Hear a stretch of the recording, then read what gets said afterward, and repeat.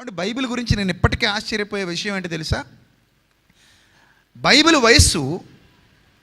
వయస్సు దాదాపుగా ఒక 3600 సంవత్సరాల వయసు అండి బైబిల్ వయస్సు. అంటే ప్రారంభ పుస్తకం నుండి అంచనా వేసుకుంటూ వస్తే బైబిల్ వయసు అది. బైబిల్ పరిపూర్ణమైన తర్వాత బైబిల్ వయసు సుమారు 2000 ఏళ్ళు పరిపూర్ణం అయ్యాక. ఇప్పుడు 2000 ఏళ్ళుగా ఇదే బైబిల్ అలాగే ఉంది. మార్పులు చేర్పులు ఏమీ లేవు, అప్డేట్ చేయడం ఏమీ లేదు. విండోస్ అప్డేట్ అయిపోతున్నాయి, సిస్టమ్స్ అప్డేట్ అయిపోతున్నాయి, మొబైల్ ఫోన్స్ అప్డేట్ అయిపోతున్నాయి, మనుషులు కూడా అప్డేట్ అయిపోతున్నారు కదా. కానీ బైబిల్ అప్డేట్ అయిందా?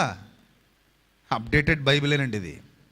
మీకు విషయం చెప్పనా, మీరు ఇంకో 100 సంవత్సరాలు బతికినా సరే అప్పటి సమకాలీన సమాజానికి బుద్ధి చెబుతూ నిలబడే బైబిల్ అలాగే ఉంటుంది. అప్పటికీ బైబిల్ అలాగే బుద్ధి చెబుతూ ఉంటుంది, అది మారదు. జనులు అప్పటికీ బైబిల్ విని ఆశ్చర్యపోతూ ఉంటారు. దేవుడు వ్రాయించిన విధానం అలాంటిది. యేసుక్రీస్తు ప్రభు వారి మాటలండి అన్ని కాలాలకి వర్తించేవండి. అది అన్ని కాలాలకి సరిపోయే మాటలు ఒకేసారి ఇచ్చిపోయాడు ఆయన. ఆ టెక్నాలజీ ఆయనకి తప్ప ఇంకా ప్రపంచంలో ఎవరికీ తెలియదు, ఆయనకే తెలుసు. ఇప్పుడు లాంతర్ వాడమ్మా అంటే ఎవడ కొండవు. ఇప్పుడు రోడ్డు మీద ఎవడైనా లాంతర్లు అమ్ముతూ వెళ్తున్నాడు అనుకోండి, కొంటారా?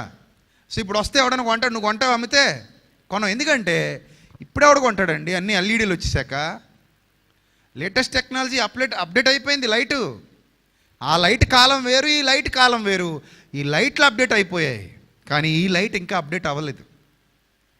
ఈ లైట్కి అప్డేట్ అవ్వాలంటే ఈ భూమిని విడిచిపెట్టి లేదా ఈ భూమిని ఖాళీ చేసి అందరూ వెళ్ళిపోవాలి. ఎందుకంటే భూమి నిలిచి ఉన్నంత వరకు భూమే అప్డేట్ అవ్వాలేమో, లేదా భూమి మీద ఉన్న మనుషులే అప్డేట్ అవ్వాలేమో, కానీ ఈ లైట్ ఎప్పటికీ అలాగే ఉంటుంది.